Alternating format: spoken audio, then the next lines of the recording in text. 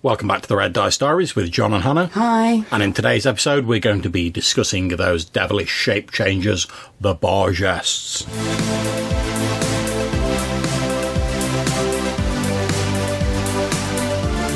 Okay, so as I've said, we're going to be looking at the Barghest, which is a sort of goblin/wolf shape changer in D&D, which first appeared, to the best of our knowledge, in the AD&D Monster Manual 2. So I can see you've got that there, love. Why don't you tell us a little bit about that? Okay, so the first thing that I noticed when I look at this page is how ape-like the picture of the Barghest is. Okay. It just looks like a baboon holding a rock.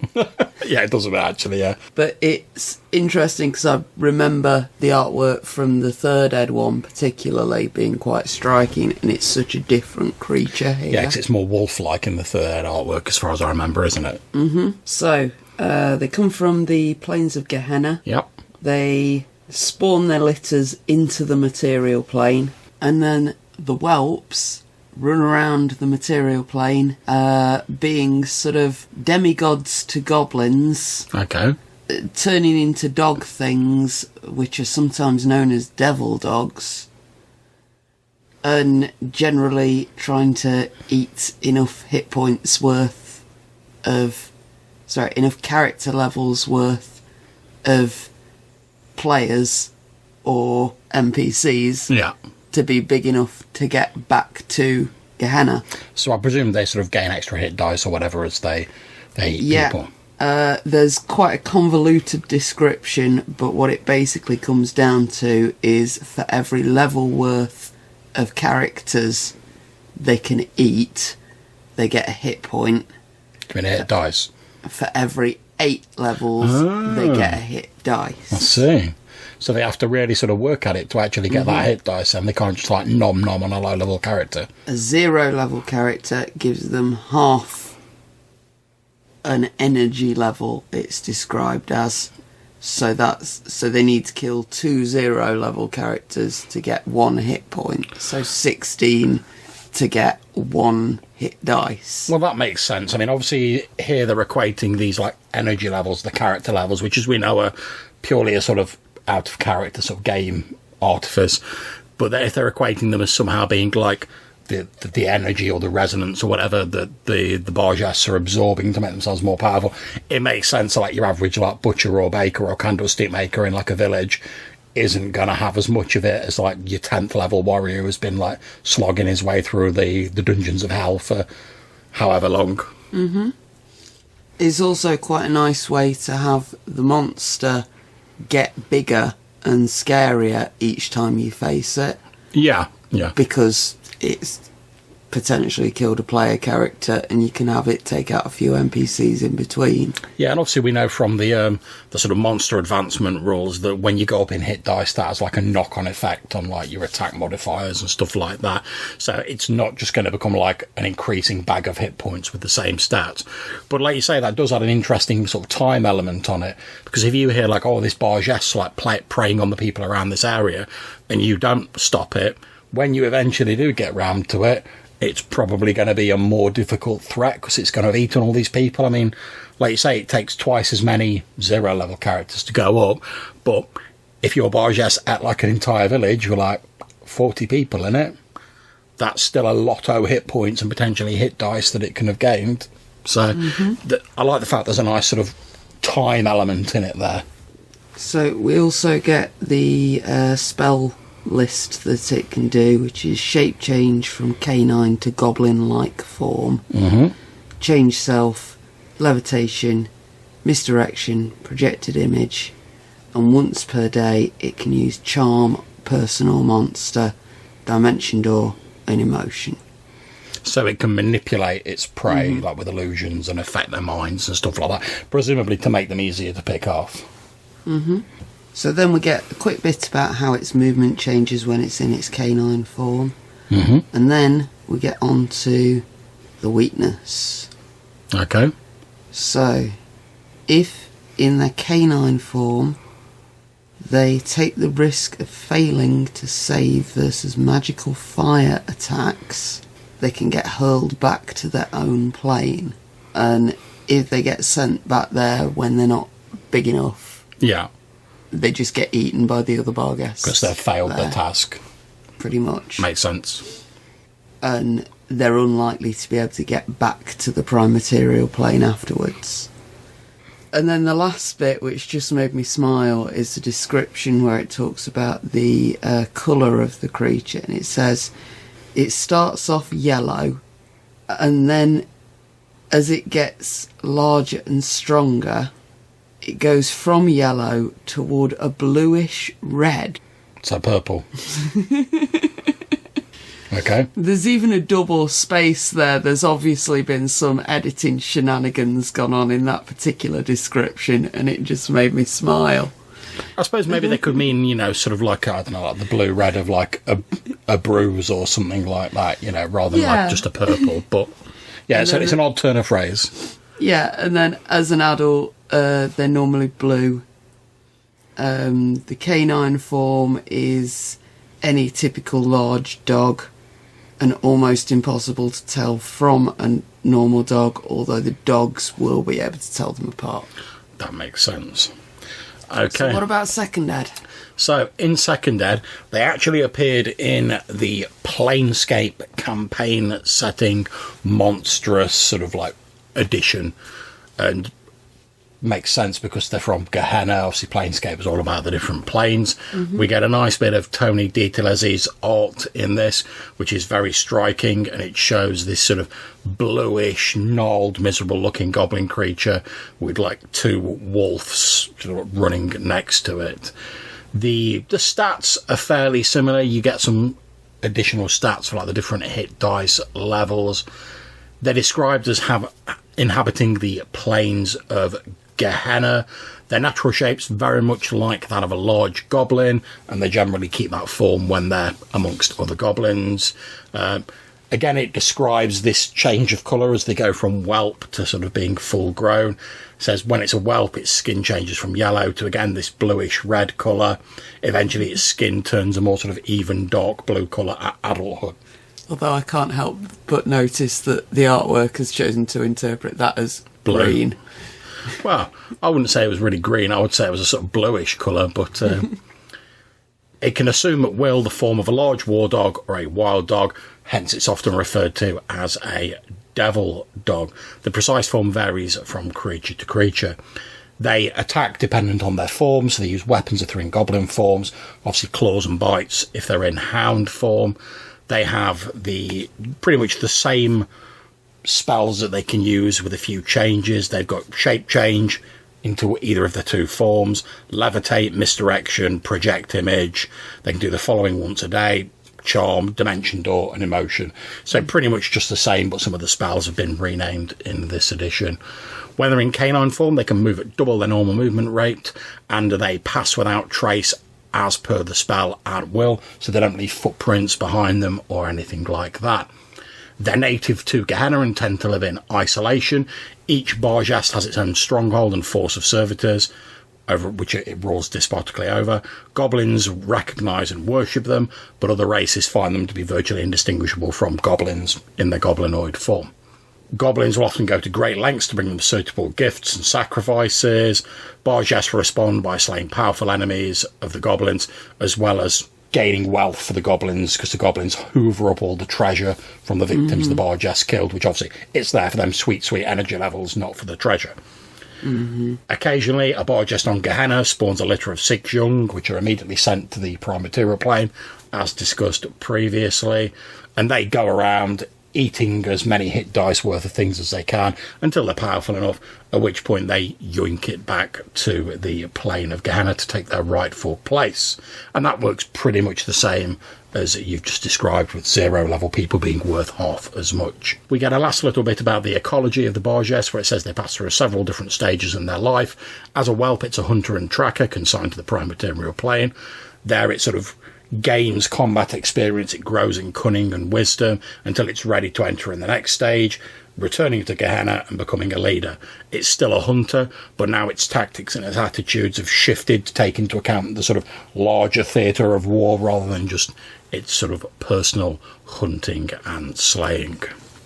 So after that, I believe the Barghests next appeared in the D&D 3.5 Monster Manual. So why don't you tell us a bit about that, love?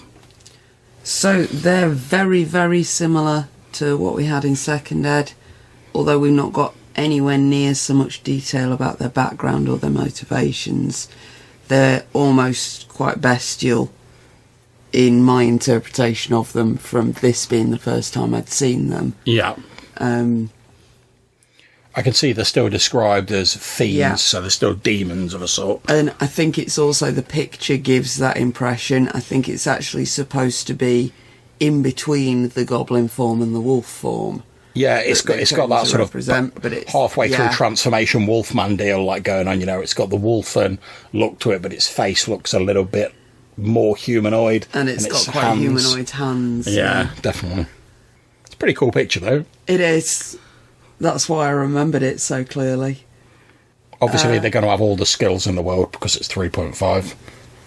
Yeah, but it's all exactly what you'd expect. Bluff, concentration, hide, intimidate, jump, listen, move silently, sense motive, spot. Yeah, and I mean, this is something we see a lot in 3.5, and we've mentioned it a number of times in our previous episodes, whereas abilities, special abilities that have been defined by their own particular rules, like additions in sort of AD&D 2nd edition, will be folded into the sort of unified skill system of 3.5. And I know that was a big thing with that edition of the game, to try and bring everything around under that unified mechanic rather than sort of piecemeal creating like special rules for them. Whether you like that or not, down to your own particular taste, but that's what you're getting if you go for 3.5. So what does it say about the background in terms of these creatures? Does it give us anything extra in there, or...? It really doesn't. We've got one paragraph which just describes them as being similar to goblins, and then turning bluish red and turning blue when they're fully grown. It talks about their eyes glowing orange. I don't know if I mentioned that. It is mentioned in the first edition as well. Does it say anything about that whole deal where if they eat people they get more powerful? It does. It's included in the combat section. So for every 8 hit dice or levels it consumes, it gains 1 hit dice. Feeding on the victim's body prevents it from being resurrected. Okay. And it lists what spells you might be able to use to resurrect someone. Mentions the alternate forms. And then we go on to the Greater Barghest, which is the big version. Fully grown. And it's nice, I think, to have that, like, one as a small creature and then one as a fully grown one ready to go for when you get to your boss fight. You've got that ready-made stat block, haven't you? So you don't have to do it all working. Level it up in-game so much. Yeah, it's definitely a handy thing to have. So, what about 4th Ed? I'm guessing it looks like a Wargames manual. Yeah, pretty much standard 4th Ed style stuff. They're described in 4th edition Monster Manual as savage goblin shapeshifters, so not demons or from Gehenna anymore, seemingly. They're actual goblins that can shapeshift. Barghests seek power and influence through violence and treachery. They can adopt the form of a variety of creatures, including bugbears, hobgoblins, and wolves. So that's a bit different from previous, because they were just these sort of fiendish creatures from Gehenna who could assume the form of a goblin or a sort of a wild dog, effectively. We have, as is the way with 4th edition, we have a couple of different stat blocks for different roles on the battlefield. We have the base level, which is the Barghest Savager. It lives for battle, it tries to incite bugbears, goblins and hobgoblins to violence, and often leads raiding parties in slaughter and pillage. And it doesn't specifically say a great deal about their sort of shape-shifting stuff here. We just get the fact they've got like an at-will ability where they can alter its physical form to appear as a wolf or a bugbear, and that works as in the change shape standard ability. They can do psychic damage when they feed on you. So in this one, instead of just like killing you and taking your experience levels to power themselves up, in this, when a Barghest feeds on someone, it can use an at-will power to effectively inflict psychic damage on someone. and that allows them to basically... It doesn't power them up in terms of gaining extra hit dice, but it sort of reactivates some of their powers that they've already used. So by feeding on people, they can effectively use more of their cool stuff more often. And we get a nice picture in here that shows a Barghest Savager in bugbear form and a wolf form, and it reminds me of, like, you know, the Mohawk Gremlin in the film Gremlins. So we've got this big bugbear with like a white stripe down its like shock of black hair, and then we've got the wolf form, which again has the white stripe down the middle of it. The next stat block we get is the Barghest Battlelord, which, like 3rd edition, it's a more powerful version. This has a greatsword in its standard form rather than the battle axe that the Savager the Savager has. It can also do the psychic damage via a psychic howl, so it doesn't have to just feed on you. It can just like do a sort of Hound of the Baskerville style howl, which like chills you to the bone and does damage on you. It can heal itself by feeding on people, so it has a standard ability where it can do this like necrotic blast ability that inflicts ongoing 5 necrotic damage to someone. So once you've been hit by it, until you make a save every round, you're taking 5 necrotic damage. And whenever a person takes that ongoing damage, the Barghest Battlelord regains 5 hit points. So if you blap that out at the start and loads of people fail the saves, they're taking damage each round. And not only are they getting weaker as their life's ebbing away, your Barghest's getting stronger. And it has the normal abilities for these sort of like the controller style of monster, where it can shift things around the battlefield. So I can't help but notice that the pictures are clearly labelled as it being in its normal form and its wolf form. Yeah. And that these have got the like goblin face wolf, like we saw in the 3rd edit thing. Yeah. So they're no longer indistinguishable from large dogs. Yes. That's certainly a tactic that it's completely lost access to there. Yeah, Just I mean... interesting to notice. I don't know how much of that is like actually in-game, because the shape change stuff changes you into the shape of whatever animal it is or whatever. But obviously the people who did the artwork in this have clearly taken inspiration from the 3rd edition version. So the Battle Lord, which can assume the form of a wolf or a hobgoblin, again, it has the sort of Monster Mash style like wolf form with the slightly goblinoid face, but other than that it looks like a normal sort of militaristic hobgoblin. We get a little section on Barghest lore, which says, although they're shapeshifters of the goblin race, so as we said, no longer fiends, they can also be found with other evil creatures. They're born at random amongst goblins who view it as a blessing from their patron deity, Bone. Barghests gain energy from feeding on their foes' will. Some steal powers, others use their foes' strength to heal their wounds. They have unusual features that indicate their special nature, even in goblin form. So a shock of white hair, so for instance the picture we mentioned earlier, or a discoloured eye. So they have like a tell almost, even when they're in the wolf form, which, as you were saying, makes them more obvious, even if they've not got the big sort of spongy goblin face when they're in wolf form. So that's 4th edition. And they next appeared in Volo's Guide to Monsters for 5th edition D&D. I see you've got that there, love. So what does it say about them in Volo? But before we go on to 5th edition, I'm wondering, has this creature in 5th edition managed to avoid the standard 5th edition trap that we've talked about, where everything has to be vastly overblown and mythic and associated with the gods? I'm sure it'll be fine in the Barghest of... Oh. Long ago, Maglubiet, master of the goblinoid gods, bargained with the General of Gehenna for aid. I don't think it's going to be any better than that. Yeah, I think it's time to... Don't get me wrong, if you like this sort of stuff, that's fine. For me, it does seem very much as though in 5th edition, like, that there's not really that many, like, just normal monsters, you know, the goblin shapeshifters or whatever. Everything has to be linked into some, like, ancient battle before time or the war amongst the gods. But anyway, enough for me, like, bantering on. What does it actually say about the Barghests, though? It's quite lengthy and wordy. So this Maglubiet guy betrayed one of the generals of Gehenna, and the generals of Gehenna made the Barghests as like punishment. And then for some reason they have to eat goblin souls, specifically goblin souls, and specifically 17 of them. Yeah, I believe it explains this, because for those who don't know, Maglubiet's one of the goblin deities, I believe, and it's supposed to be that Maglubiet betrayed as general of Gehenna and sort of reneged on a deal, and there were like 17 clauses in like the contract they betrayed or something. Yeah, so the oaths Maglubiet broke in his compact totaled 17. So that's why they come back and hunt goblins. It's like retribution for that, and 17 because like that's the magic number apparently. Why are they suddenly only after goblins? Because it's the goblin it's the goblin deity who betrayed General of Gehenna. Why that was made as a design decision, I have absolutely no idea. Because that seems a bit silly to me to go like, this creature that like was just like after power levels, like power itself up, so you could use it in a lot of different scenarios.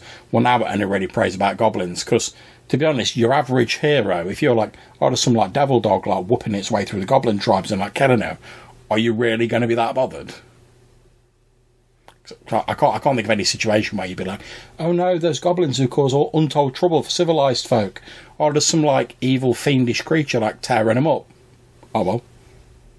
I suppose it depends on how connected the goblins are into your campaign world. Oh yeah, I mean if you've got like a campaign where goblins are a playable race, or they're integrated with like the various other like demi-human races, then yes, it's perhaps a threat. But like in your standard D&D, which I would assume, given that they had a previous monster that could be used in many different ways, that you'd want to make this monster as usable as possible, where the decisions made in 5th edition just seem to like limit its use as far as I can see. Yeah, so it doesn't gain hit points and get stronger in the same way. Okay. In fact, it doesn't seem to gain levels at all or improve itself in any way. There is a little box off about its soul feeding. Yeah, so what does that do? Well, it still destroys a player character if it manages to eat them in the same way that it has previously. So they can't be resurrected. Can't resurrect them. And it goes into a bit more detail about that. Basically saying it takes at least 1 minute to destroy the body, and then the soul's trapped in it for 24 hours, so you can release their soul if you kill it within 24 hours. And that reduces their chance of revival by 50%. But it still doesn't actually gain anything from doing that in the way that it did previously, so it doesn't become stronger over the course of the adventure. Doesn't become stronger as it takes out parts of the party or kills down some of your NPCs. Yeah, that is a bit strange. So what sort of abilities does it have then? It's a shape changer. It's banished by fire. All in all, it's a much less interesting creature here as far as I can see. Yeah, and I've got to say, going hand in hand with that, which, I mean, I'm a big fan of the Barghests. I really like this creature. But this version of it, like you say, just seems to be like the sort of like diet/caffeine-free version of it. And looking at the picture of it in its wolf form, again, we can see it's been clearly inspired by the 3rd ed version, but it looks shite. See, this is something else. It actually describes that as its true form, and it says it can go from a small goblin into its true form. Oh, so unlike it doesn't specifically say that it's wolf-like anywhere. Oh, so unlike in 2nd ed, where it was like, its true form is the goblin form and it can turn into a hound, now they're saying it's some weird sort of like monkey, vampire, bat, hound creature that can turn into a goblin. Mm-hmm. I suppose that makes a sort of sense, but that picture just looks goofy, and again, it seems like a much less interesting creature as a result of this, because it's just like, it's just some like big, vaguely wolfish thing that likes eating people, and it can turn into a goblin. That's pretty much it. Which See, I'm not quite so down on the picture as you are, but I do think it's a shame it's got green eyes when it's been specifically noted to have like orange eyes several times previously. Yeah. Okay, so that's the Barghest in D&D. I've been looking a little bit into the mythology of it, and in Northern English folklore, the Barghest or Barghest as it's sometimes called, is a monstrous black dog creature with large teeth and claws. We know from folklore that black dogs are sort of death omens or demons, depending on what legends you look at, that take the form of these spectral, shadowy hounds. It's believed by some people that the word ghost in Northern England was pronounced guest, and the origin is thought to be a combination of Barghests, which means town ghost. Others explain it as possibly being derived from the German Berggeist, mountain ghost, or Bargheist, bear ghost. And apparently there's another derivation that's possible, which is again from Germany, which is Bargheist, which is the spirit of a funeral bear. And I apologize if I've mispronounced any of those. My familiarity with the German language isn't so great. And most of these sort of black dog legends are sort of omens of death. They appear almost in like a banshee style. They appear and then some misfortune befalls the person who's seen it afterwards.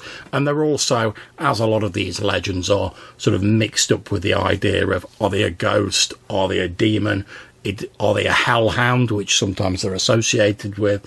And we see this sort of mix and jumble of legends throughout history, particularly in the UK, but I'm sure elsewhere as well. In mythology, they're generally described as being larger than a normal dog, having glowing eyes in some cases. Apparently, they're also associated with electrical storms and crossroads in some legends, places of execution, and other places that generally have like a spiritual significance or are associated with death. So these are all the sort of in-between places, yes, places basically where, say, two planes might meet, and if like an entity had been spawned that was naturally spawned directly into the material plane, there'd be good places for them to pop up.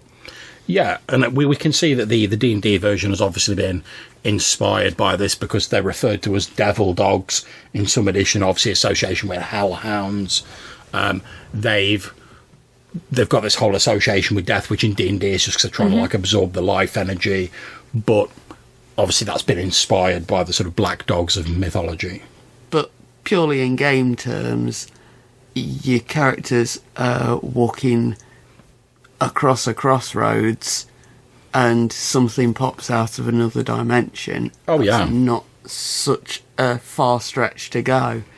Yeah, and the whole sort of fire thing, casting them back to Gehenna in D&D, that very much reminds me of I forget the exact description, but I think in like Hound of the Baskervilles by Conan Doyle, when they like scare the dog off, I'm pretty sure that's with fire, or the way it sort of turns around, there's like a flare of the sort of the luminescence, which obviously in the story is faked. It's like luminous paint or whatever, but there's this like flare. I can imagine if you banish this Barghests, there's like a flare of fire and it like disappears into this other dimension. So we're going to go on to one of the most famous black dogs in English folklore, Black Shuck, also sometimes known as Old Shuck or Old Shock. Name given to an East Anglian black dog, which is said to roam the coastline and countryside. It's one of the many black dogs recording on record, as we've just said, and descriptions of the creature's appearance and nature vary considerably. According to the Oxford English Dictionary, the name Shuck derives from the Old English word shuka, meaning devil or fiend. So again, this link with sort of fiendish or devilish forces. And there's various descriptions of it throughout history. So I'm going to quote one here, which I found on Wikipedia, which is W.A. Dutt in his 1901 Highways and Byways features in East Anglia described it as: he takes the form of a huge black dog and prowls along dark lanes and lonesome field footpaths, where, although his howling makes the hearer's blood run cold, his footfalls make no sound. You may know him at once should you see him. By his fiery eye he has but one, and that, like the Cyclops, is in the middle of its head. But such an encounter might bring you the worst of luck. It is even said that to meet him is to be warned that your death will occur before the end of the year.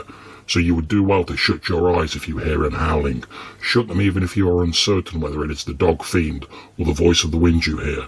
Should you never set eyes on our Norfolk snarly owl, you may perhaps doubt his existence, and, like other learned folk, tell us that his story is nothing but the old Scandinavian myth of the Black Hound of Odin, brought to us by the Vikings who long ago settled down on the Norfolk coast. So there we are, again, an omen of death. We've got the distinctive sort of physical trait of the fiery eye, which has echoes in the Barghests in D&D, where it has this singular sort of tell in either of its forms, so you can identify it as like not being a normal dog or a normal goblin or whatever. And we've also got the fact that its footfalls make no sound, which is reflected in D&D by the fact that it can pass without trace and doesn't leave any tracks behind it. Obviously, we've mentioned that it's connected with hellhounds, which are a variety of supernatural imps, demons, and devils that, for whatever reason, tend to take the form of like dark hounds and fiery dogs and stuff like that. And I think I'd be remiss at this bit where we're just sort of like skimming the surface of folklore if I didn't mention one of my personal favourites, the Hounds of Tindalos, who are from Frank Belknap's Long's story, which was later incorporated into the Cthulhu mythos. And they're sort of vaguely hound-like creatures, although, as is the way with Cthulhu mythos, they're too horrible to describe normally.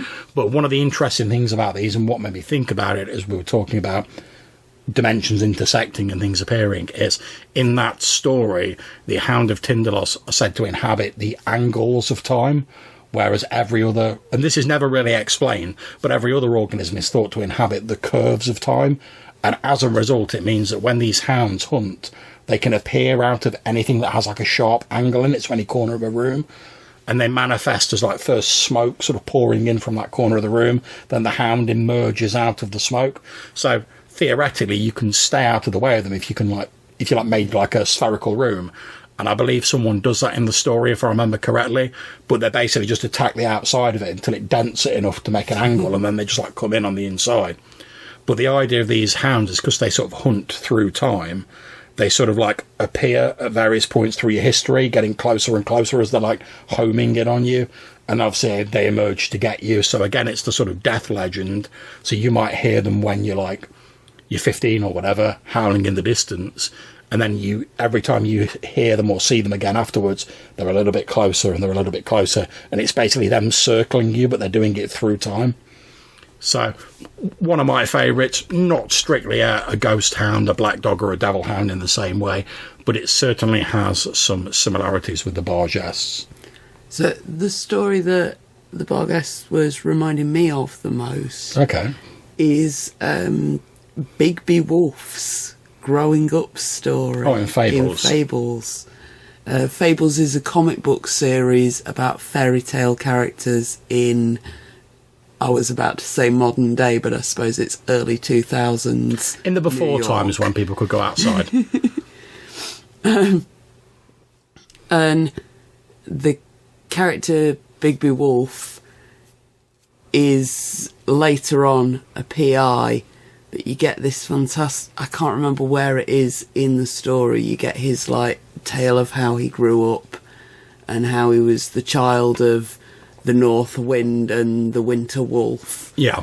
And then his mum dies and it's really bleak, and he makes this oath that every day he's going to get a little bit stronger, every day he's going to eat something a little bit bigger. And that's the part that was reminding me of the Barghest. And he starts on, you get the comic book montage panels, and day one he's eating a cricket, day two he's eating a mouse. So he's absorbing the power, getting stronger. Then on the final image he's eating a dragon. Nice. Man, he was serious when it came to eating big stuff. But yeah, that is a good point actually, because it's that whole idea of which I know just doesn't exist in mythology to do with these creatures, but it's that whole sort of mythic idea of absorbing the power of a fallen foe, isn't it? To increase your own strength. But it would also explain why a Barghest would go to the trouble of stalking heroes when it could just effectively farm villagers and grind. Yeah. You know, it needs 8 hit dice of levels. It costs it 16 villagers to get a hit dice. That's 128 villages. Yeah. That's a medium-sized village. All it's got to do is wipe out that one village. Now, maybe that's its plan and your heroes want to step in, but maybe it just wants to stalk your heroes for the credit so it can say, oh yeah, I got my 8 hit dice worth of power by killing one single, like, terrifying foe. Yeah. Where all you other lesser Barghests, you went out and had to, like, grind for hours and hours, killing all them crappy little villagers and getting barely any XP from them. I went and fought the boss. So I also think as well there could be like a slightly, depending on which you prefer, there could be a slightly more mundane explanation for it. Because like, if as like a person in real life, if you've not eaten anything for like a few days, we know that like your stomach shrinks. Mm-hmm. So like if you've not eaten anything for days and you had like a normal sized plate of food, that might really fill you up. Whereas if you're like having that size meal like 3 times a day, you could eat that and it wouldn't fill you up. So I like to think that perhaps as the Barghests are eating more and more, it takes more to like assuage their hunger. So let's say the first time they did that, they killed like 10 villagers or whatever and they eat them. But then the next time they kill like 10 villagers, they're like, oh, it's not really filling me up a bit. So they're like, oh, I'll go and kill like these. I'll now go and kill like 10 level 1 adventurers. Oh, that's all right. That's sorted me out this time. Then they're like, oh, that's not really hitting the spot either. All right, okay, I've killed some more high-level adventurers. All right, okay, yeah, maybe now I need to like go on to ogres or whatever. And you know, they gradually their hunger becomes more and more difficult to assuage. But like I said, there's a number of different ways you could approach it. So in terms of using the Barghest in your games, what do we think about that potential ways you could use the? I mean, like I said, I like the sort of Hound of Tindalos idea where perhaps you're being hunted by the Barghests. Mm-hmm. And I tell you what, it could be like quite an interesting thing because like the Barghest has a bit of a shape changer and it can influence people. In a lot of versions, it can project images and illusions. So it might only be able to look like a goblin, but if you can do illusions. So what if you're a group of adventurers and you've had like a sort of wealthy patron who's been sort of like encouraging you to do all these adventures and help out the locals, and you've been levelling up and you've been levelling up and levelling up. And what if your patron suddenly turns out to be a Barghest and he's effectively just been like fattening you up because he's like, I don't want you when you're like scrubby like level 0 bakers. However, if I put in the time and effort and I like raise you up to like be like 8th level adventurers, then it's yum yum bubblegum. So effectively hero farming. Yeah, because I mean, think about it. Like nowadays, when you get like people who are, they're sort of like slow rearing like various sort of like animals for consumption, like slow, like corn-fed geese and whatever, and they're sort of fattening them up, and they have like a longer period of time and a more sort of care and welfare put into them. But at the end of the day, they end up on the chopping block. Maybe the Barghests playing the long game, and it's like, okay, yeah, I've got to invest in this, and it's going to take a few years for those adventurers to get up to 8th level. And yeah, they might not all make it, but like, if they do, when it comes feeding time, I'm going to get in them sweet hit dice. Now, obviously, the only problem with this is how you think your players would respond to that sort of betrayal of like an NPC at that sort of stage that they've got to know. Some players would be like down with that and it'd create like an instant villain, and you could maybe have the Barghest escape when they rumble him, and then you've got a ready-made villain for the rest of the campaign that they're invested in hating because like, oh, that guy played us for suckers for like 8 levels, now we're going to like get him back and like sort of like regain our honour or whatever. But some people might not be as fond of that. Obviously, you know your groups better than I do, so like, use your own discretion. That's true. I think, as we've said earlier as well, there's an intriguing sort of time clock or element on a Barghest. So you could start off with your players hearing vague rumours of a Barghest, and if they don't sort out the problem quickly, it's going to go worse. And as always, I do like my isolated horror movie type scenarios. Yeah. So players rumble into a village, everybody's locking down because a couple of people have been killed. There's this horrible monster that's been seen out and about. And as you say, then you've got that ticking clock. They've got to, first of all, work out what the creature is. Yep. And then work out how to basically prevent it from getting at anyone. And I can't help but thinking of grabbers. Oh, yeah. where they just decide to have a lock-in to make sure that the monster can't get at any of the people. Yeah.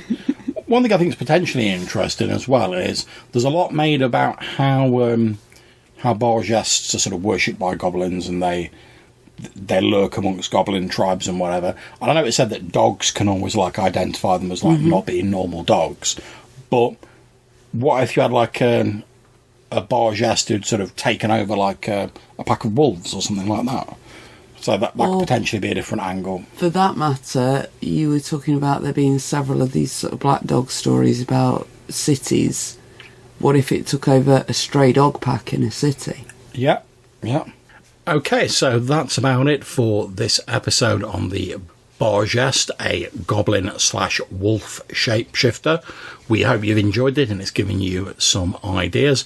If you'd like to get in touch with us, maybe tell us how you've used Barghests in your game or any ideas you've got, then you can do so in a couple of different ways. You can leave us a message on SpeakPipe. There'll be a link in the description of this episode. Or you can send us an email to rddrpgpodcast@gmail.com.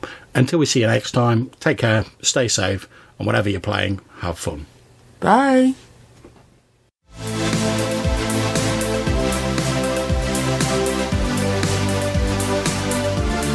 Barghest, the goblin/wulp shape. Wulp? Fuck a wulp.